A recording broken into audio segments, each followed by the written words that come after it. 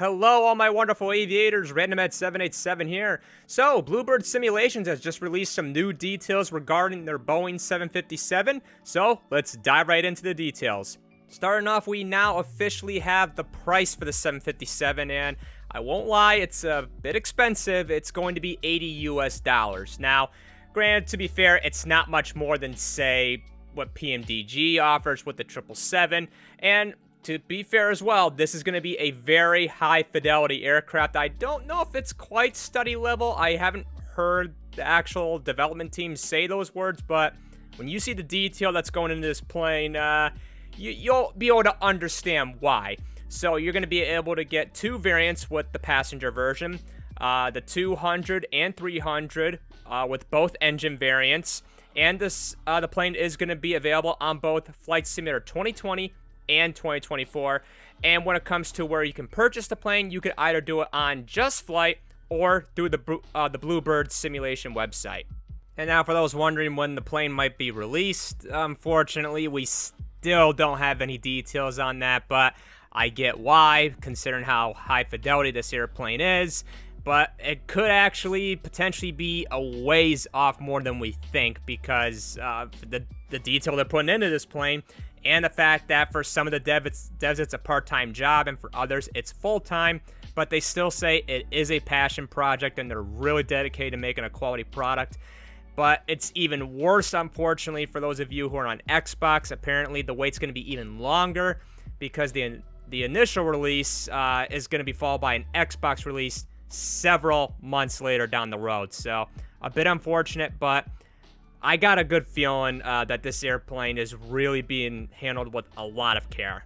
Bluebird Simulations also featured a few details about Flight Sim Expo, and that the plane will apparently be in an early beta stage at the Expo, and according to Bluebird, it'll be in stage 1 of development. And I'll put this up on screen right here so you can see there are 3 stages of their beta program. And there's going to be apparently a total of 60 beta testers. So a lot of people working on this plane to make sure that it's accurate. So hopefully we get to see more of the plane in action at the Expo. I am really looking forward to that.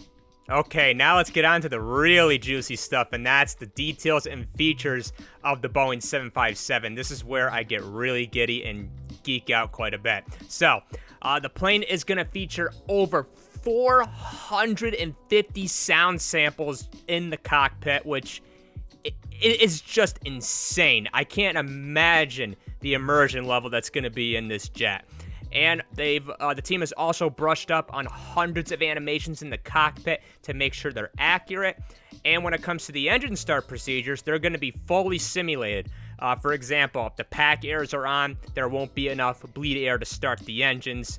Now, keep in mind, I'm quoting the developer saying that about, the bleed air to start the engines, because I have no idea how the process works of starting a jet engine. I just click the buttons to make it do things. That's as far as I go.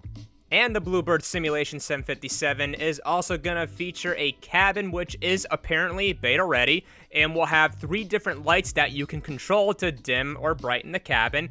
And you'll also be able to control the ground service bus. Bluebird Simulations also did state that they will probably update the cabin with more features in the future. Their main focus is on the cockpit right now, which I'm glad, because a fully interactive cabin isn't the biggest deal for me in the world. And plus, you got to be careful on it, because it could cause performance issues. So you want to make sure you're kind of dedicating more time to the things that really matter with the plane.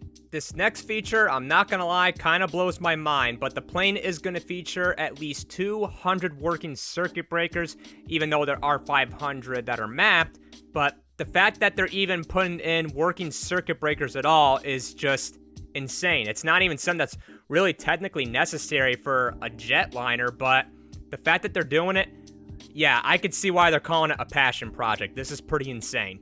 Now let's move on to the Boeing 767-300ER's development, and this has actually been going on in the background for about 2 years with a separate development team. So the good thing is it's not going to affect the development at all of the 757.